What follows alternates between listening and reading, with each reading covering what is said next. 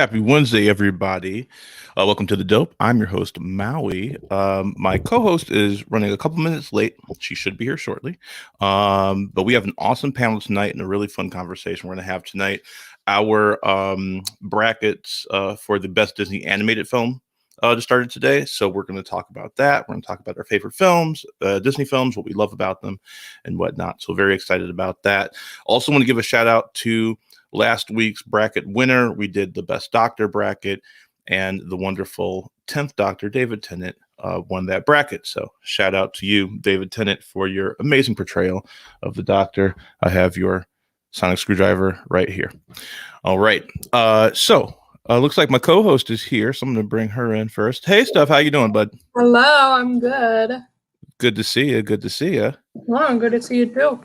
Yeah. I'm going to bring in the rest of our panel right now, too. All so right. Let's see. I'll do it in order of how I have it at the bottom here. So first of all, we have first time on our show. She was a commenter last week, and she reached out. She said, "Hey, I want to be on your show." I said, "All right."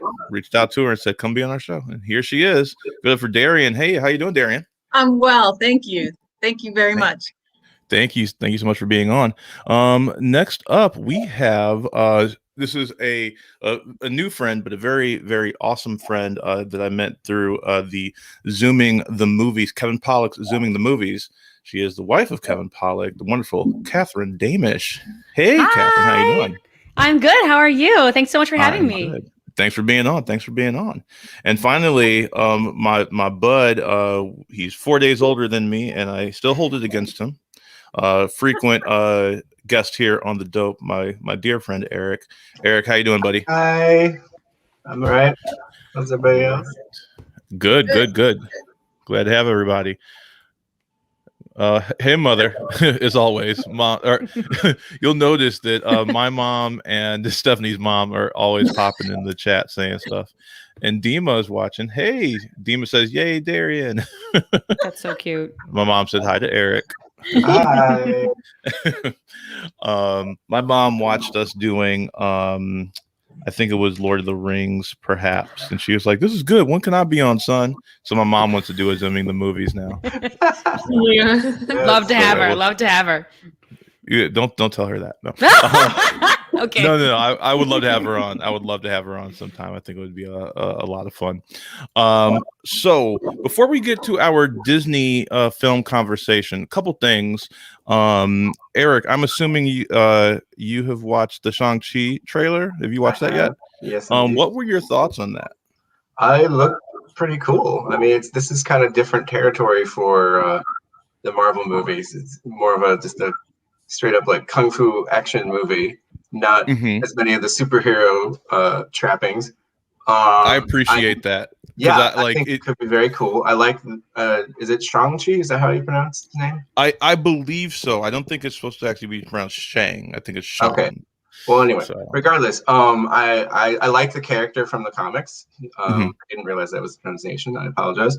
But yeah, I've enjoyed some of his adventures, and I think this could be cool. And I'm very intrigued that it looks as though the villain is going to be the Mandarin, who we kind of almost got in the third Iron Man movie, but then it turned out to be a fake out. So I would like to see what they do with the actual version. Right, and famously in the comics, right, his father is Fu Manchu, which was very problematic. Like, there's a problematic history to Shang-Chi in the comics, and so I'm very interested to see this kind of reimagining of the character and the family dynamics and whatnot. So yeah, I'm really looking forward to it. I loved the vibe of it. Marvel has gotten so like big and epic in scope. It's kind of nice to see it scale back down a little bit.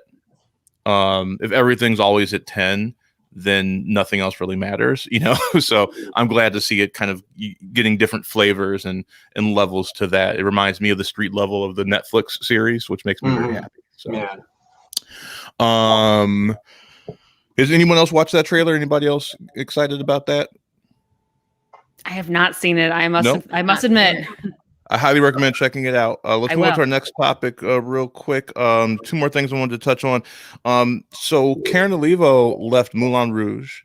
And Scott Rudin, a lot of people have come out talking about how kind of horrible he has been, and so he's leaving productions he's been producing as well. Kat, do you think this is this is like a turning point for Broadway, right? Because we've been having this discussion in theater for a while about equitable practices and whatnot. And Absolutely. so my question to you as a performer, do you think that we're seeing some sort of seismic shift happening in Broadway, like similar to how we've been seeing in Hollywood?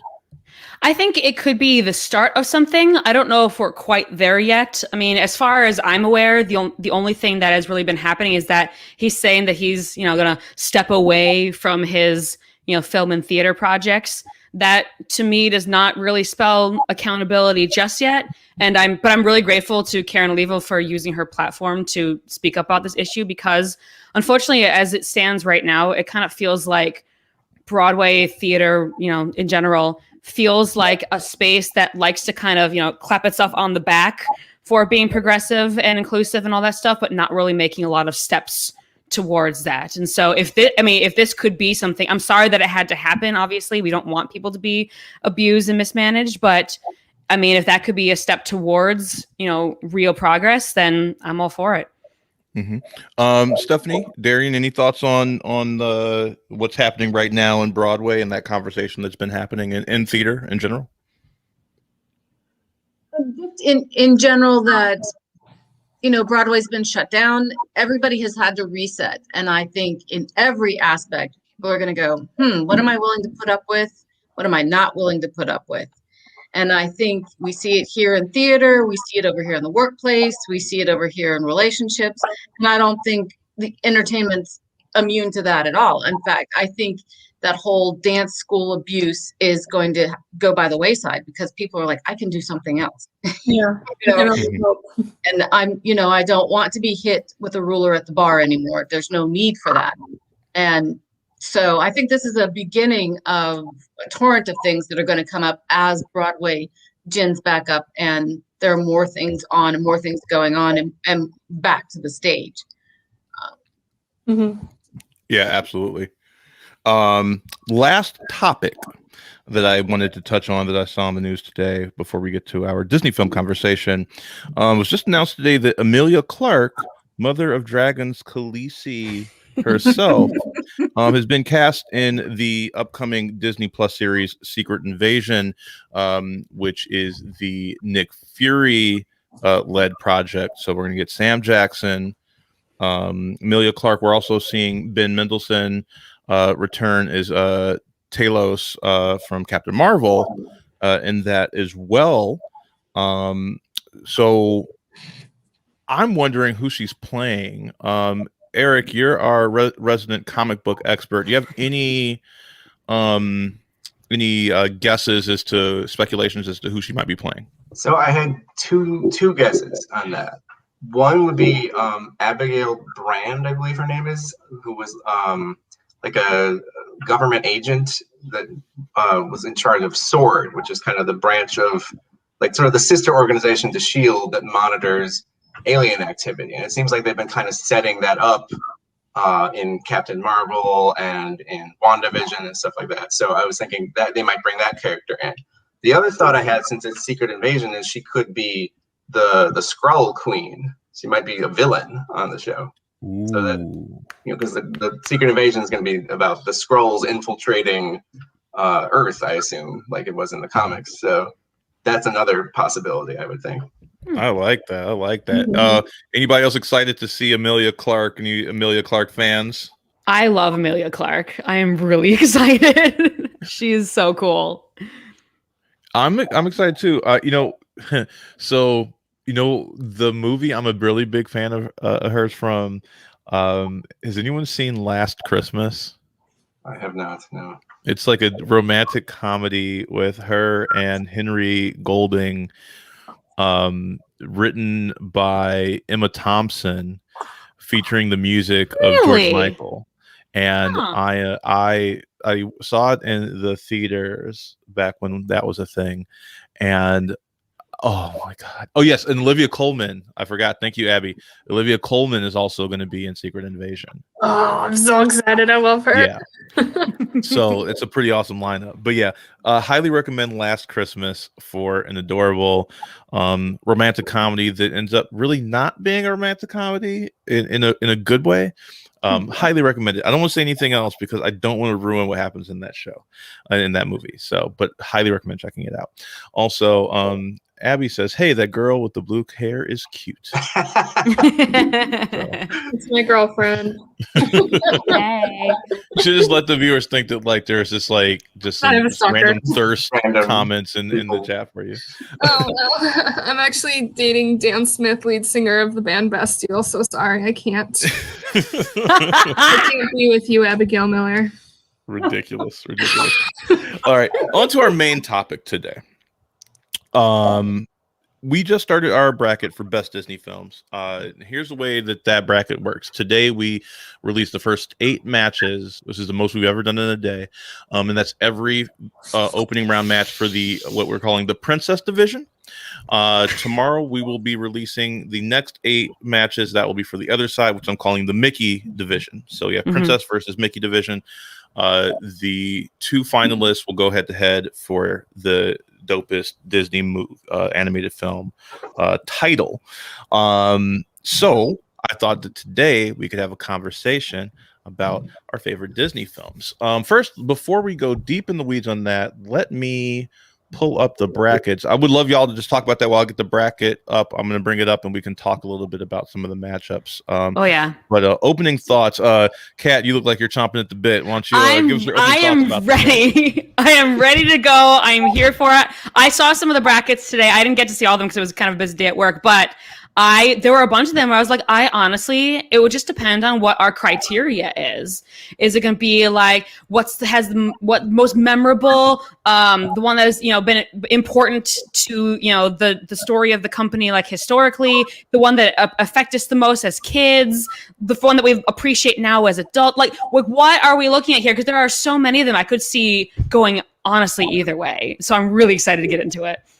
100%. So what are your personal, because like the criteria is really whatever you want it to be. So like what's your personal criteria for this? Like how much does nostalgia factor in versus looking at it objectively, how good of a movie it is, how problematic it is, so on and so forth? Sure. I mean, if you're asking me personally, I think it is kind of hard to separate the nostalgia from your general take on the movie, just because they are so, especially people who are our age, they are so linked to our upbringing and how our minds were molded in those early years, or even after that, honestly. So it is hard to take those things away from each other. However, I think that the story is the most important thing. If you're telling a good story, it doesn't matter what age you are. That is something that can draw anybody in. And if I could take a small B, criteria, Disney is all about that music. So if it's got a good story and it's got a good soundtrack, then you're probably a lock in my book. I like that. What everybody else? What's your criteria for this? Like, how are you deciding your faves? So we'll start with Darian. Oh, sorry. It's hard to wrestle with watching them as a kid and then trying to wrestle with how problematic they are now. When I was a kid, I don't know if you remember when Disney was on TV and Tinkerbell used to go across the castle and you got to sit and watch the 3 channels on TV. And so that's how I saw a lot of them. And, Cinderella was great. I mean, she got away from her evil family and she lived happily ever after. As an adult, how much revisionist history do we want to do? When I was sitting there and I was X number of years old, it was a great story. There were beautiful dresses, there were singing, there was a dream come true. And, and as a Black woman, I didn't not see myself as that. That was later on. People said that but I was a little girl in California. I was Cinderella. I was Snow White. I didn't see that I wasn't her. So it's kind of hard. It's hard to kind of admit, oh, I really like Cinderella when you know how much is wrong with that.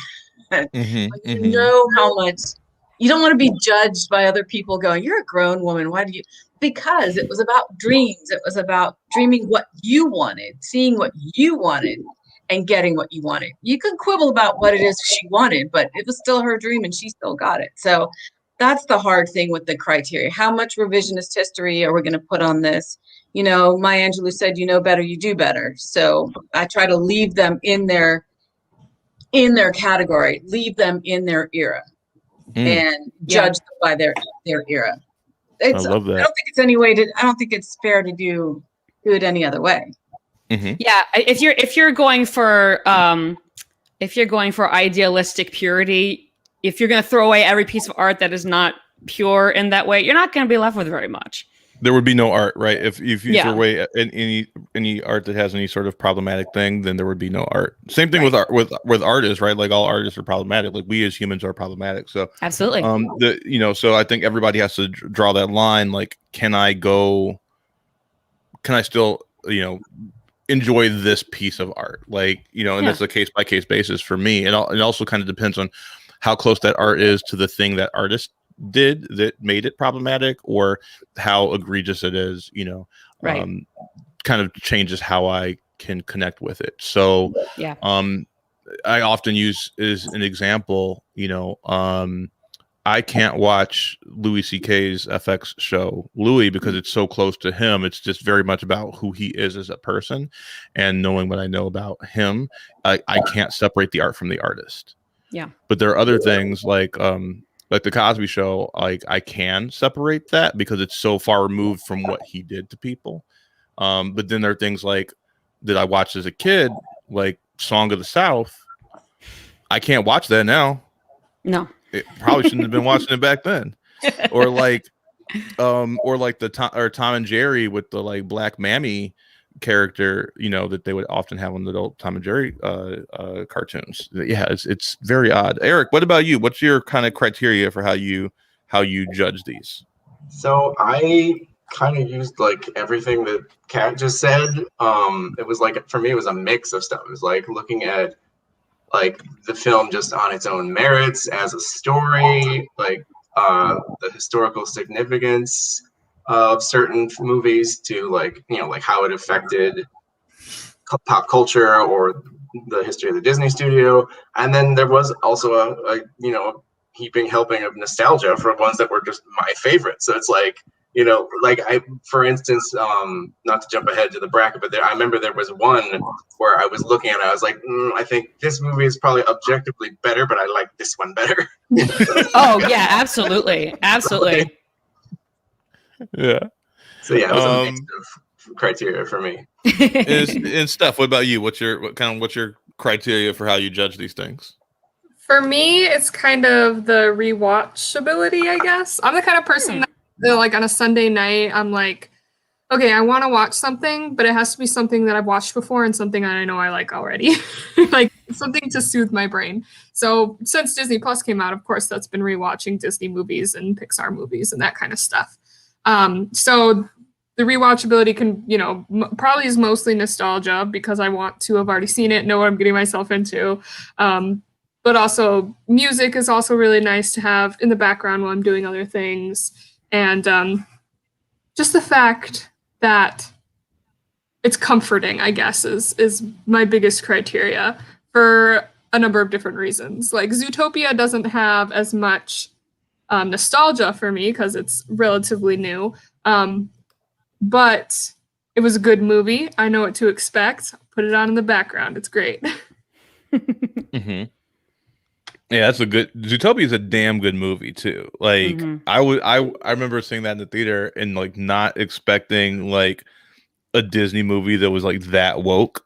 I was like, oh man, this is getting like deep into like equity issues. I was like, okay, I'm here for this. Yeah. But it's a great way to introduce those ideas to kids though. You can kind of point to those things and say like, this is what's happening in the real world. It's just like Zootopia, but it's real. Mm-hmm. Yeah, absolutely. Awesome. All right, let's bring up the bracket. So here's the bracket here. Let me turn this off for a second so we can see it all. So this is the bracket. And so today the matches that were released are Frozen versus Alice in Wonderland, Pocahontas versus Cinderella, which is I think the tightest match right now, Beauty and the Beast versus Sleeping Beauty, Brave versus Aladdin, Snow White versus Little Mermaid, Tangled versus Raya and the Last Dragon, Mulan versus Princess and the Frog, and Atlantis Lost Empire versus Moana. So those were the ones that we announced today. So let's start with Stephanie. Which of these is like you're like, ooh, like that's a really good matchup? A really good matchup, or which one am I hoping wins? Well, we'll get to what you hope wins. We'll get to what our favorite Disney films are. But what's like the matchup you're like, oh snap, like that's a good one. Probably the Pocahontas and Cinderella one. For someone who, what year did Pocahontas come out? Oh gosh, I want to say like 96, something like 96 that. would be my guess as well. So I was born in 95. By the time I was watching movies, Cinderella and Pocahontas were already out, kind of on the same playing ground. You know, they weren't new, but they were essentially already both classics. So I feel like for me, they operate in like the same space in my brain. So I guess those are the ones I think will be closest for me. Mm-hmm. So I just Googled it. It was 95. 95? Yeah. Oh, there you go. Close enough. Close enough. 1 year off. Good one, Kat. Thank you. What about you, Eric? The one, like most of these were like pretty easy choices for me because there were a lot of my favorites in there. But the one that I really had to think about was Frozen versus Alice in Wonderland. I like both of those movies. I was like, what do I go with here? And like that was the one where I was like, okay, I think there's an argument that could be made that Frozen might be an objectively better film, but I just love Alice in Wonderland. That was one of my absolute favorites growing up. And like, Can you break? Oh, oh hello. Like, sorry, I couldn't help myself. I think like I left a comment on the thread about how like it's sort of unusual territory for Disney. Like it has a very different tone than a lot of their other films. Like the characters are just so absurd and weird and just like, I don't know. It's just, there's something very unique about that movie that I love a lot. Mm-hmm. So that I like had to vote my heart on that one, even though I think Frozen probably has like better soundtrack and like it sort of was trying to move away from some of the classic Disney tropes and sort of modernize a bit more. So I don't know. So like that was the one that kind of gave me pause. I had to think about it. Mm-hmm, mm-hmm. Darian, what about you? Is there a matchup that you thought was particularly like tough or inspired? I just got to see them just now in I don't know, the Princess and the Frog versus Mulan. That one's a tough one for me. So I was so excited. I'm going to show my age here a little bit. I was so excited when Princess and the Frog came out. I had a child that was of an age, and she was a girl, and it was like, oh, representation, da da da da da da. Ran out and got it, you know, made a big party out of it, had all the neighborhood little girls come and sit and watch it, put it in. They were bored. Because they were already princesses, just like I was. They didn't see any more representation in, I mean, her dad and I were just like, oh my gosh, are you kidding? I mean, we made this deal out of it. And they were like, you know, they all got to wear their costumes. So they were, you know, they were already their favorite princesses. They did not need this. And so I was disappointed that it came so late in the game because I really don't like the story. It's not, I really like the story of Mulan. Didn't really like the story of Princess and the Frog. It was just like, oh, it was like this pinnacle moment. And then it was like, yeah, no, the girls are already past it. They don't need this anymore. So that's my yeah. I'll say this. The story of the Princess Frog isn't like the most inspired. The music, I think, is some of the best that Disney has ever done. Yes. And so I hold that in really high regard. Plus, like, I'm like all black everything. But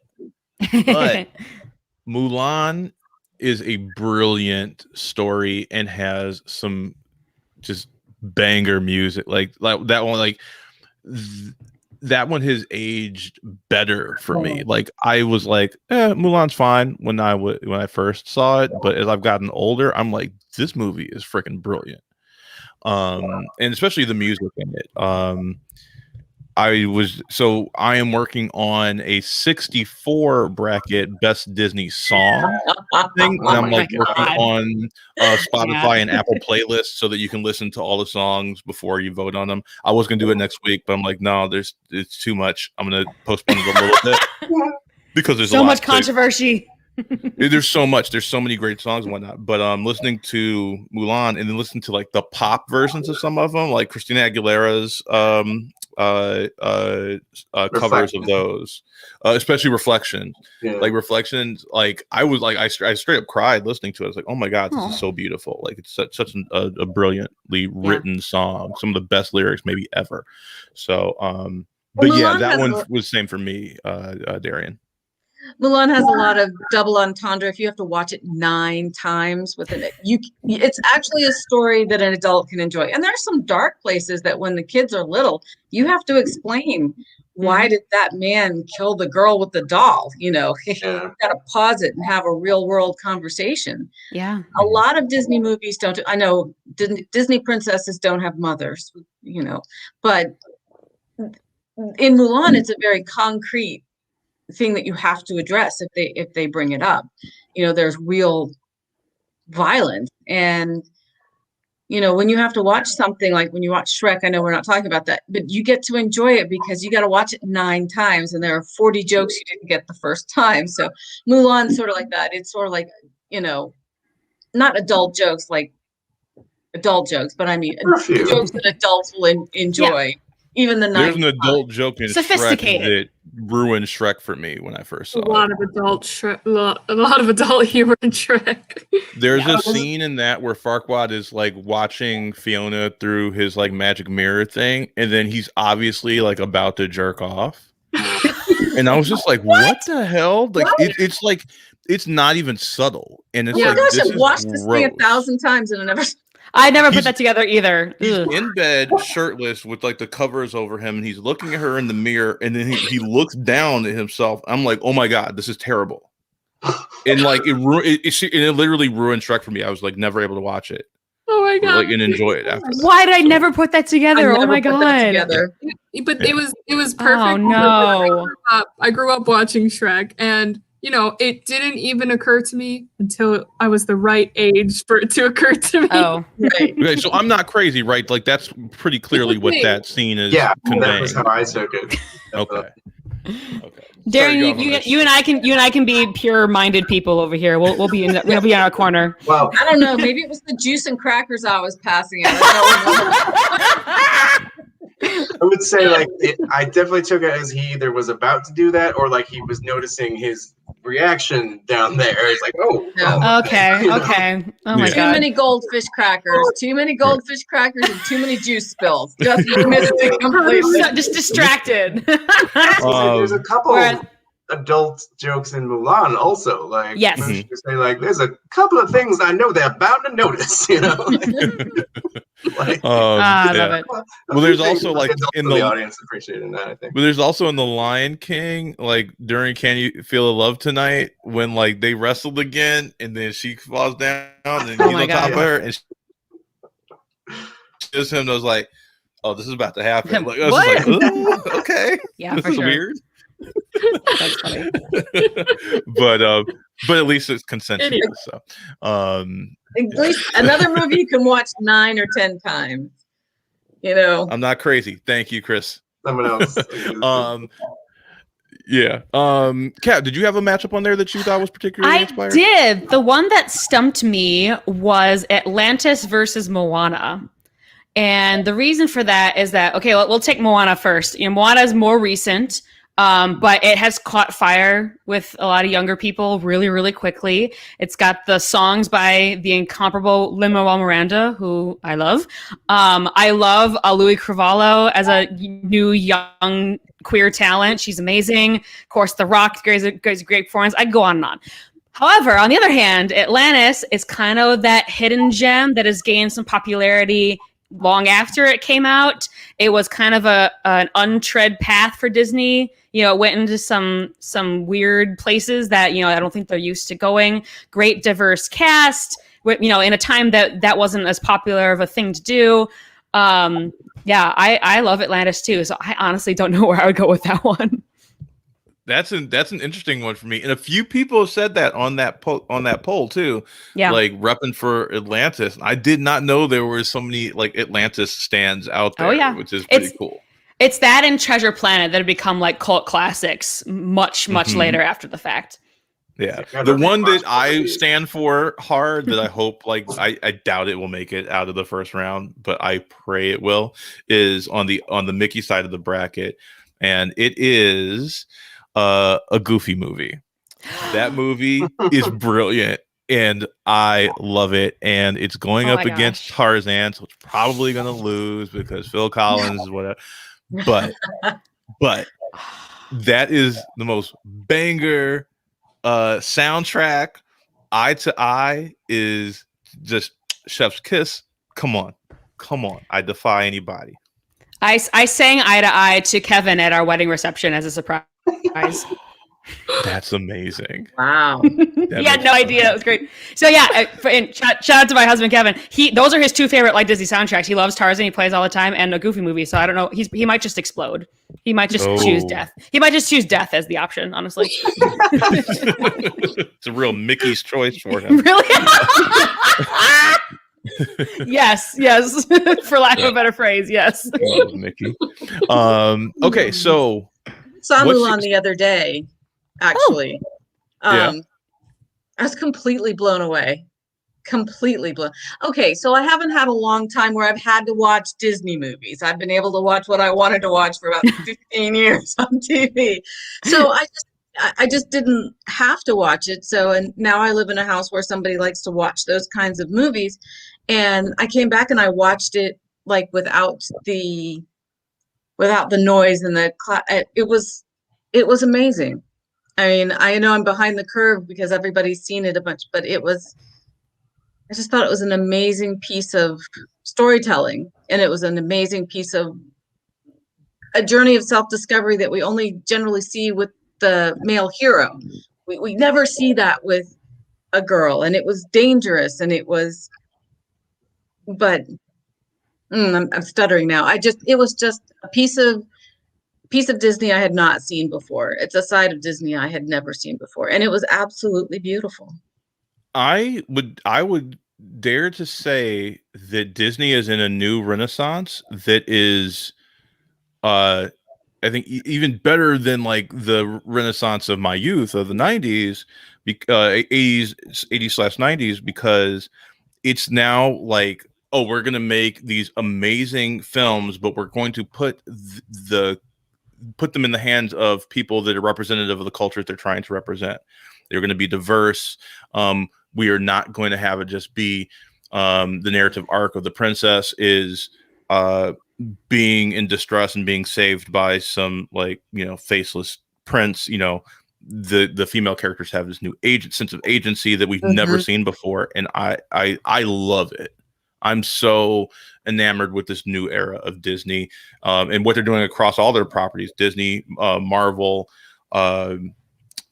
Fox, everything. They own everything. They own the world. But yeah, it's just really cool to see that. And even though like part of my brain understands like, oh, they're just saying that that's the way things are going, so they're cashing in on it, you know, and the same, you know, rich old white dudes are getting rich off of it. But like, also I'm getting great stories that where I see myself represented in a more equitable way, which makes me happy. Yeah, and if it does something to lift up, you know, somebody who might not have been lifted up otherwise, then let's do it. Absolutely. So my next question, there are a lot of films represented on there, but I can only fit so many on there. The princess side was pretty easy because there's not even 16 official Disney movies, so we had to like fluff that out a little bit with a little bit of Alice in Wonderland in there, a little bit of Atlantis in there. You know, what's her name? Kira from Atlantis is kind of like Kira, Kira, yeah, right. Kida. Kida. Kita. I'd see. It tells you how much I watch Atlantis. Get on it. Is thought of as an unofficial Disney princess. I did not vote for Atlantis, by the way.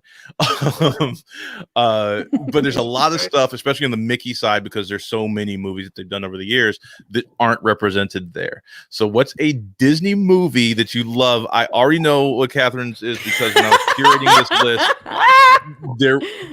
she helped me curate this with in a group chat I have with a bunch of actor friends of mine. And there was an intense debate about this. So I know what your answer is. So favorite Disney movie that is not represented in this bracket. Go ahead, Kat. Because you know I'm gonna explode if I don't get to go first. I'm sorry to my fellow panelists. I'm really sorry. The Emperor's New Groove, y'all. That didn't make it on there. See, it's appalling. I am appalled, sir and ma'am. Maui. Oh my goodness, Maui, dude, what an oversight. Seriously, pull up the bracket so we can see what is on there. Yes, let's do that. Let's judge it effectively. I cannot comment on this at this time. No. Let me bring it back up. Okay, here we go.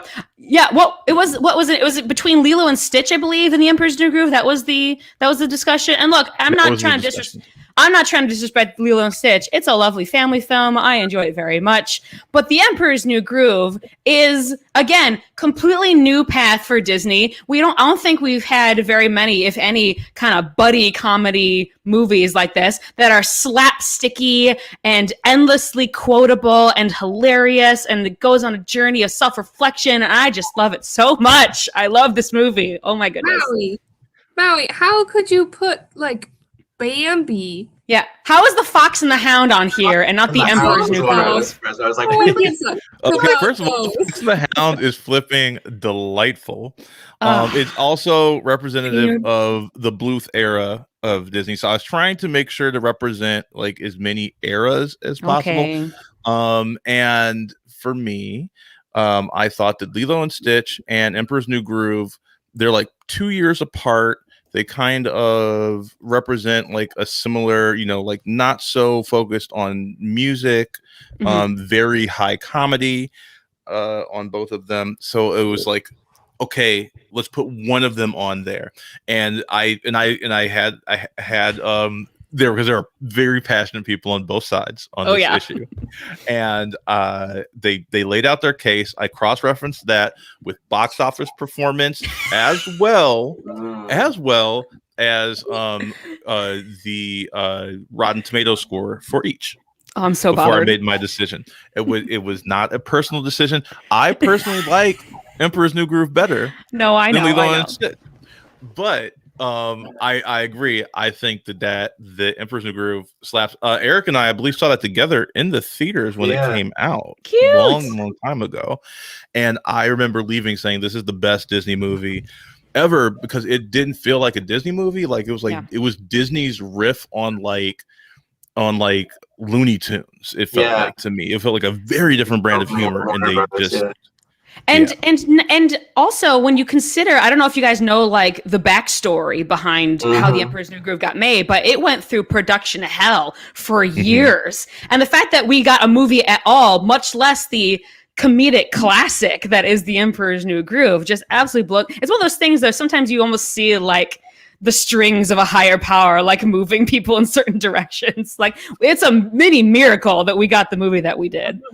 No, I fully expect when I do the song bracket, because there's gonna be so many classics that are left out because there's only room for 64 of them. Sure. I will get death threats on that one, so that's gonna be fun. I'm excited. What about everybody else? What's the ones that you don't see represented on there that you like? I'll put the list back up. Lion King 1.5. I know it's completely underrated. Nobody cares about this movie, but yes, if you watch The Lion King and Lion King 1.5 together, it's an evening. It's a thing. Get the popcorn, get the fuzzy pants. It's really, really funny. That focuses on Timon and Pumbaa. It's like the backstory. You see what's going on in the main story, and then you see what was going on, when you're not looking at the bridge of the Enterprise, what's everybody else doing lower deck. It's the Rosencrantz and Guildenstern Yes. Exactly. Basically, Exactly. yeah. Well, because The Lion King's based on Hamlet, and so this is the Rosencrantz and Guildenstern are dead of Lion King. I love that. That's amazing. It's I think hilarious. you had made a rule that you weren't going to do any of the sequels, though, right, Maui? Right, and I'm okay if you factor in like the oeuvre of that property in your decision, right? Like for me, like Frozen gets elevated because Frozen 2 slaps so hard. Like I personally am not like the biggest fan of Frozen. Like I think Frozen's okay, but Frozen 2 I'm like obsessed with, especially the like 80s power ballad song. It's just friggin' wonderful. I just saw this last yeah. week too. I just saw Frozen 2 last week too. It was amazing, but Moana was better. Anyway, I digress.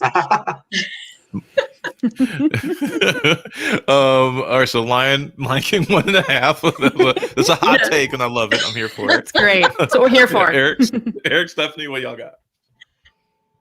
I have one. Can I go? Mm-hmm. Yeah. The Sword in the Stone. I was very sad that was not on there. I was like, no. That was on the bubble. There was some conversation about that too, and when I was working on the bracket, and I did get yelled at a little bit about that one too. I love that movie. Yeah, I love that movie. I really wish I had space for more. Like I feel like I should have done a 64 bracket, but then I would have been like scraping the bottom of the barrel. You could do a play-in like the NCAA tournament. I seriously thought about doing some play-in matches, but then it would have thrown off like my week schedule. So sure, of course. But like That's a play-in match would be super fun. I should have done one like before today, like maybe like yesterday or the day before, just done a couple play-in matches just to warm up. Yeah, that would have been a lot of fun. You're one man, Maui. Yeah. Steph, what about you? Sorry. Go ahead, Eric. Oh, I was just gonna say, I loved The Sword in the Stone. That was one of my absolute favorites when I was a kid. Just Merlin and his goofy, cranky personality, and Archimedes as basically his like testy gay roommate, essentially, and like he's just an amazing character. And Madame Mim, I think, is one of the most fun villains that they have, even though she's in like a very small segment of the movie. She just like dominates the wizard duel with Merlin is flipping amazing. Just everything about that. I love that movie. That duel is amazing. It's so cool. I love that so much. Abby says Oliver and Company. So sad that didn't make the bracket. Oliver and Company. I agree. It's a great movie. Love Billy Joel. Stephanie, what about you? Well, obviously, I might never forgive you for not putting a Bruce New Groove up there because, I mean, the movie was great. The Disney Channel series was great. I like broke the tape I had growing up because I watched that movie so much. But another one that came to mind, since we already talked about Emperor's New Groove, was Brother Bear. I love Brother Bear. I also grew up watching that. And me and Abby recently rewatched Brave. The first time I saw Brave, I wasn't really a fan of it, so I never really watched it again. But she loves it, so we watched it again a couple weeks ago. And we were discussing it, and I was kind of like, I think Brother Bear did it better. Turning it into a bear for a moral life lesson. It's just the music's good, the characters are lovable, it's got a great, message, and not a lot of people talk about it, but it is one of those movies that I go to when I want to rewatch a movie that I just know will bring me joy. Did Phil Collins also do music for Brother Bear? He sure did. Yeah. That's another one I think I gotta rewatch because like all those like early 2000s ones where like it was like post Disney Renaissance, they were trying to be more experimental and do some new things. Like a lot of those did not connect with me at that time in my life, but like maybe I would appreciate them more now. So I don't know, I'll have to give those a rewatch.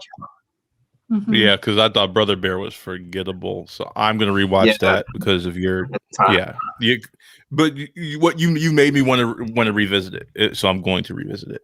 Abby says it was a serious argument. I still believe Brave was better, though. I'm with you on that, Abby. At least from right now, I got to rewatch Brother Bear. Apparently, you got to rewatch Brother Bear and come and get back to us. Yeah. So, all right. So, what do you think is going to win? Like, what's your number one that you will vote through that you're like, if this doesn't win, like everyone's crazy? Moana. Let's go. Who's at Moana? Moana or Beauty and the Beast? Okay. Moana or Beauty and the Beast? I'm going to make you pick one. Pick one. Ow. Moana. Moana. Okay. Okay. Stephanie, what about you? You cannot make me pick one. My two favorite, Mulan, obviously, and Tangled is actually probably my favorite princess movie. Okay, so say Mulan and Tangled go against each other. Which do you choose? I don't choose. Yep. Another Mickey's choice. So you guys another Mickey's choice. Another Mickey's choice. I'm stealing that phrase, by the way. So that was Tangled versus what was it again? Mulan. Tangled versus Mulan. I think Mulan takes that. Yeah, I do too. I agree. I agree. For the nostalgic, especially for the nostalgic, and the music in Mulan is arguably better. I don't know why. I was in high school when Tangled came out, but I like loved it immediately, and bought the soundtrack and everything. So that I love that movie too. Yeah. Mm-hmm. And I mean, come on, Zachary Levi. Here comes the smolder. Now, I remember I was obsessed with that movie when it came out. Like, I loved Tangled, and early in my relationship with Kate, she was coming over. I was cleaning my room. It was a Saturday morning. I'm cleaning my room. I had Tangled on, and I'm in my boxers, cleaning my room, just jamming out the Tangled. And then she walks in, and she sees me like cleaning and like dancing in my undies to Tangled. And she's like bursts into laughter, like, what is happening right now? I'm like, I'm having a good time. That's so cute. Oh, it was good stuff. Eric, what about you? Just Aladdin. That is forever my favorite, and I will vote for that over anything, basically. That was my favorite as a kid, and it's still my favorite now. Like, I rewatch that one a lot. I just Robin Williams' performance just raises that movie to a whole other level. But just even without him, just the film itself is, I think, one of Disney's strongest from that era. And I love the music and the setting and the characters, and just there's probably elements of it that are a bit problematic by today's standards, but I just really adore Aladdin. And I was a huge fan of just that whole franchise. I thought like the sequel movies they did were some of the better ones, because normally the direct-to-video sequels were just kind of forgettable and not that great. The Aladdin ones I thought were good. The Aladdin series was a lot of fun. I love the Aladdin musical. So that what is the term? I'm an Aladdin stan, I guess. There you go. You got it. What do the kids say nowadays? Yeah. What the kids say, you whippersnappers with your hippity hop. Yeah, no, I would agree with that. So second movie being a backdoor pilot for the TV show. Mm-hmm. Third movie, King of Thieves, I would say strongest trilogy dismount. Brought the whole thing in terms of Disney stuff. Like, oh my gosh, that is an amazing film. I know that Thomas, who's often on here with us, absolutely adores that, and I completely agree with him.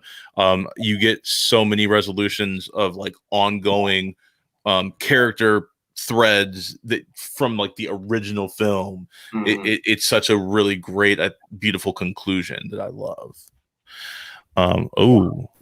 Abby is throwing out some hot takes in here. Why can't I get it to come up? Is it popping up? It's on. It's on. Yeah. Yeah. Mother Knows Best is the best Disney villain song since Hellfire from Hunchback. I am excited. I'm trying to figure out how I'm going to do this bracket, and I think I'm gonna have like ballot division, like villain songs. I'm trying to like just like fun, like probably like bangers, and like so I'm trying to figure out like what like all the categories are gonna be. One category should definitely be the I Want songs. Yes, I was about to say that. The musical theater terminology, yeah. Yeah. So you have the Torch song, the I Want song. Yeah. Villain song. Yeah, that's a good villain song. Yeah. I got my Disney villain shirt on, by the way. I don't know. Yes. I love that. That's awesome. That's great. So yeah. Is there a movie that? Last question before we wrap up this conversation: is there a Disney movie that everybody loves where you're just like, I don't get it? Ooh. Oh, that everyone else loves, you mean? Everyone else loves. That, like, Brother Bear, is it weird? Dang, ice cold. There will be a villain bracket. I will do a Disney villain bracket one day, as well as a Disney heroine bracket as well. Heroine/hero bracket. Yeah. But yeah, so a movie that everybody loves. We're just like, I don't understand why everybody loves this. I've got one, but it's not like a very strong like hatred for it or dislike of it. But like everyone seems to be kind of about Robin Hood. And I recently went and I rewatched some of the older Disney ones. I know, I'm really sorry. I just don't really get it. I don't know. Maybe it's because I didn't watch it. I did not watch it a lot as a kid. We did not own Robin Hood when I was growing up, so maybe I just don't have as much of a connection as an adult to it now. But like, don't tell. I've never seen it. Okay, yeah, zip. Okay, yeah, cool. Don't tell. I've never seen it. I put it on the list to watch now. I'm sorry, Maui. I'm so glad I didn't put Emperor's New Groove on this list. This is my revenge. This is my revenge. This is the only revenge I'm gonna get. I want you to know it was me. Lay the Tyrell on it. I love it. But yeah, I don't hate it. I'm not saying I disliked it, but I'm just not like super into it. I don't know. Okay, that's fair. Lady and the Tramp. The Lady and the Tramp. Okay. I don't know why. I just don't get it. I mean, I saw it as a kid a bunch of times. I don't know. Maybe I wasn't interested. I don't know, but everybody always talks about it in the meatball scene and all that, and I'm like, yeah. But the dogs think they're people. I'm a cat person. Yeah, I kind of am with you on that. Lady and the Tramp never did much for me either. Interesting. So is that yours as well, Eric? Lady and the Tramp? Maybe, yeah. I'm trying to think. Like, obviously, I don't know if like everyone loves it or if it's just specifically like Stephanie and some of our friends, but like a lot of the 2000 ones, Atlantis and Treasure Planet, like they did nothing for me at the time, and like apparently a lot of people like they've become cult favorites for them. Yeah. So like I need to revisit these. Like I just didn't get it. Like those didn't really impress me at the time. I find looking through that lens of like the next generation down, right? Like that's like elevated a lot of things for me that I didn't like when they first came out, like the Star Wars prequel trilogy. I did not like. I mean, I didn't like it. I say I didn't like it, but also I saw Phantom Menace 11 times in the theaters. 11 times? Just for literally just for the lightsaber battle at the end. Like I would sit there for 2 solid hours just to watch Darth Maul and Obi-Wan and Qui-Gon just go ham to Duel of the Fates. It's amazing. But the rest of that movie I used to think was trash. And now like I actually quite enjoy that as well as the rest of the prequel trilogy. Because I saw it through the eyes of people that grew up with it, had the same like love and enthusiasm that I had for the original with the original trilogy. And so like I'm interested now to like revisit some of these films that like when I was kind of aging out of Disney for a little bit before I kind of came back to it.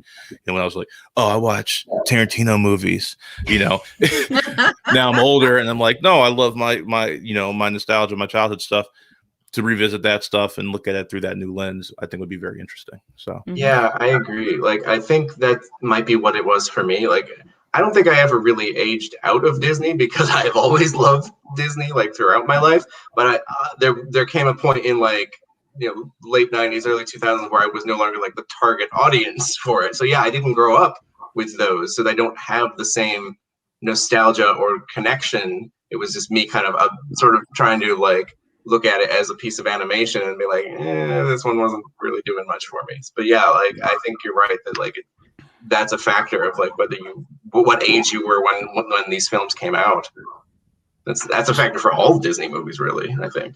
And the format. So Some of us watched it on TV with commercials in it before the VCR, before all that. It was on the Wonderful World of Disney, and you got to see the version of the cut up that they decided to show.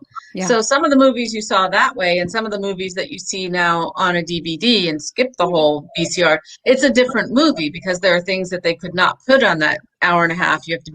Kids have to be in bed by 9 o'clock. Wonderful World of Disney TV portion. So that's what I found is very interesting. Things that I thought I knew. It's like, oh, there's a whole other movie here that I didn't realize was here because, you didn't have commercials and you didn't have to take that part out. Or, I call it the elevator music of Madonna. For a while, Madonna couldn't be shown on MTV, before 9 o'clock, and you go to the dentist and now you hear like a virgin on the elevator music. It's sort of that way too. Things that were like too much for kids back in the are now just commonplace now. It's just part of the ecostructure now, ecosystem. So there's something in the chat that I need to bring up. Abby, Stephanie's soon-to-be ex, has posted in the chat. Cancel. This one's gonna hurt some people, and I'm very sorry about that. But never really got the hype for the Lion King. It's good, but not the best. Wow.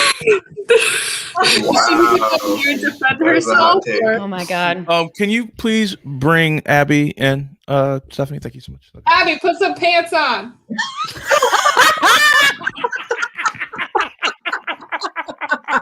I can't. Oh my god. Abby, put some pants on. I'm so upset right now. I would a perfect film. Well, I really like her, even though I don't know her. I really like her, but wow. Yeah, that's brave. That's brave. What were you about to say? If you asked 1 million people what's the one Disney movie they know, they would go Little Mermaid or Lion King. I mean, yeah. I see here. One of the two of those is going to win this entire bracket. I agree. One of the either those two or Beauty and the Beast I could see as well. Yeah, as well. Some of the contenders. Did you hear her? Come here, Abby. Sorry. No, come here and let us grill you. No, I'm kidding. Of course we're joking. Of course we're joking. You're entitled to your own opinion. Absolutely. But I'm very curious to know, like, give me what is the justification here? Yeah. Drop some hot takes on all our faces, please. I don't know. I never really I'll watch it, but it's not when I turn on Disney Plus, it's not even one that I consider going to. Okay, so we're gonna do an exchange here. We're gonna do a group watch, and we're gonna watch Brother Bear, and I'm gonna soak in your enthusiasm. Listen, Brother Bear is my opinion. It does not reflect the opinion. All right, we're gonna do that, but then you're gonna watch Lion King. You're gonna soak in my enthusiasm, which is significant. Think Shakespeare. Think cold, damp Danish places. I think. Listen, Deacon, we're in the middle of a very important conversation. As a member of the cat family, Deacon is very upset. True, yeah. He sees that there's some feline disrespect going on around here. I didn't grow. I grew up watching Lion King 1.5 more than Lion King. Actually, don't know why my parents did that to me. But I'm not with Abby. I don't doesn't deserve rights. But that being said, not in my top 10 either.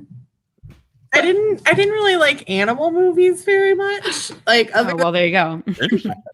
I watched that one a lot, but that was like the only one that I cared about. Which one? Oliver. Yeah. Oliver and Company, like I love the music in Oliver and Company so much. It's so much fun.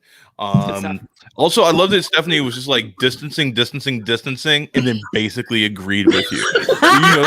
You like were you under the bus and be like, but yeah, no, like it's just okay for me. It's not in my top 10. It's not my top 10. I think it's better than just okay. Like it's a great movie, and I understand why people are like, Lion King's my personality, but wow. Wow. But I didn't grow up watching it, so I guess I'm just lacking that nostalgia. And I think that's such a big factor. Right? So I think the biggest factor in this is like what are the biggest nostalgia bombs for people, and I think that will take the day with the majority of people. Like this movie, like I grew up with, and I have a deep and abiding love for it, and I'm going to carry it with me as long as I can on this bracket. Like I think that's ultimately what you're going to see a lot of people do. So yeah. He teaches a great life lesson. I love it. I use it all the time. Mm-hmm. You know? Well, and the cast of characters. Sorry, I didn't mean to interrupt. Go ahead. Rafiki hits Simba, and then he's like, Simba learns to duck. I think that's like a metaphor for life. Learn to duck. I don't know. I just when I'm holding the cub up, and it's told in one culture, but it transcends all cultures because it could be, in an old Danish castle. You see what I mean? It's the same story everywhere. Mm-hmm. Absolutely. So I think that's going to wrap up our Disney conversation for today. I'm going to say, because I realized I didn't answer a lot of my questions. So real quick, I really wanted to figure out how to get The Rescuers Down Under in there. I was really sad that I couldn't because I freaking love that movie. Mm-hmm. And movies that are just meh. I'm going to pull this up again real quick so I can see. Bambi is whatever. Like I know it's like one of the classics, so I did make sure it was represented in there, but I could do without Bambi. Yeah. And Sleeping Beauty and Snow White, I don't care for either of those. Yeah. Was part. Come on. The villain is the only thing that really stands out with Sleeping Beauty, I think. Oh, and the art style is also beautiful and way ahead of its time. Yeah. Yes, I will give you that, but the story are going for that one. Excuse me. But the story I think is super underwhelming. I don't know. I am a big fan that Aurora is raised by like 3 lesbian moms, so that's very cool. That I hadn't thought of it that way. The three fairies are pretty great. I love that. You can't look at Meriwether and tell me she's not a lesbian, guys. Yeah, no, there are a lot of elements to that are good, but just like overall, like it doesn't all come together for me. But I love that, and I do love I do love her moms. I do love the villain in that. I do love the art direction in it. Yeah. Same thing with Snow White. There's a lot of things that I do like about it, but Snow White is a character. Oh well, that's fair. Yeah, she's. You have to keep Snow White on the bracket at least just for historical significance, but I agree with you otherwise. Yep, and that's why a lot of those were included like for historical. I love you too. I love you too. Thomas, you need to like rewatch this whole show. It went off the rails in some beautiful ways. We brought in Abby and yelled at her for not liking The Lion King. It was adorable. Been a good time. So yeah, but I want to thank everybody so much for being on the show. Does anybody have anything that they want to plug before we sign off here? I mean, if you guys watch Zoom the movies, anything like if that. You guys watch Zoom the movies, a week from today, we are doing Shakespeare in Love. Week from today on the 28th, 7 p.m. Central. Come get it. Yeah. I'm doing Kate and Leopold tomorrow.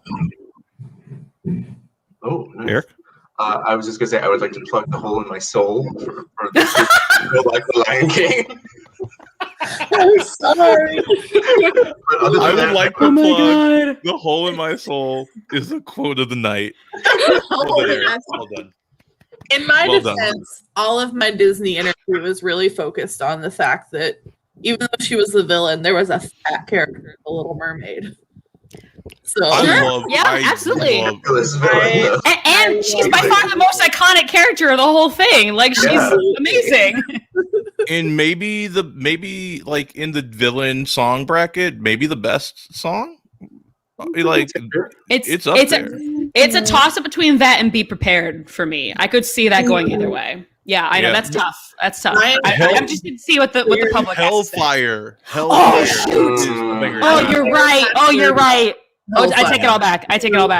There's some stiff competition in the villain bracket. Absolutely. Sure. But that is a particularly good one.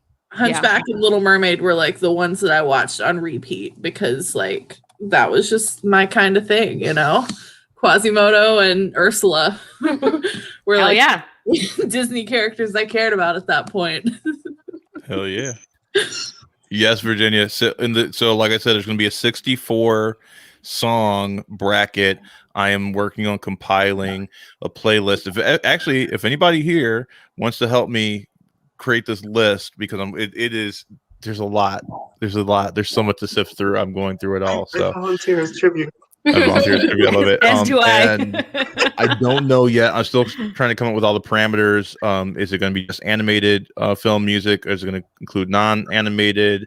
You know, because like Mary Poppins has some great stuff in there. I think with the 64 bracket, I think there is enough room to include some of the live action classic Disney stuff too. And there's not that many of those that you have to go through, but there are some that I would love to see represented there. So I will make that happen. We will work on that.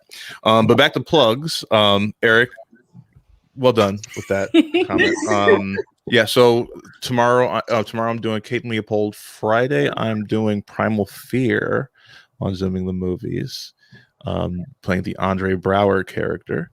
And May 2nd, come to the Brown Cow. We will be doing a special Ella Day. We will be hopefully, I need to check with the puppeteers, make sure that we're still on schedule, but we are hoping to unveil the Ella puppet on May 2nd at the Brown Cow. There will also be a special Ella ice cream flavor. Oh, wow. A limited edition Ella ice cream flavor. I will also be on May 2nd unveiling the release date of my very first Ella book, which is coming out very, very soon. Very excited for that. So some plugs for everybody. I want to thank my wonderful panel here and Abby for popping in. We love Abby. We love you, Abby. Yeah. We love you. Sure. There's an Etsy pop-up on the 2nd. It's a porch pop-up. So after you go to the Brown Cow, go to Oak Park's very own Etsy to get the details and the map. So you just go from porch to porch and look at pretty stuff. Yeah, there are going to be people that make things out of paper, jewelry. You know, it's a craft show. So go there, check it out, and do all that before we go to the Brown Cow. Did you put that together? We all want to go. That sounds amazing. Do your stuff so we can go. That sounds amazing. What did you put that together? No, Dima did. Dima and a couple of other people did. She's amazing. Probably Dima and Kina. Yeah. Okay, I know Dima. Awesome. I don't know everybody else yet, but yeah, I adore her. Yeah, I love Dima as well. Actually, Dima is an inspiration for one of the characters on Every Day with Ella. So after we sign off, I'll show you. So, okay. But thank you everybody for watching. Have a wonderful evening. Thank you so much for having us. Yes, thank you for being on. Thank you. We love you, Deacon. Next week, instead of doing Disney songs, I still need more time to work on that. We will be doing 80s movies, I believe is what I'm going to be doing next week. So stay tuned for the 80s movie bracket. Thank you, everybody. Bye. You have a great week.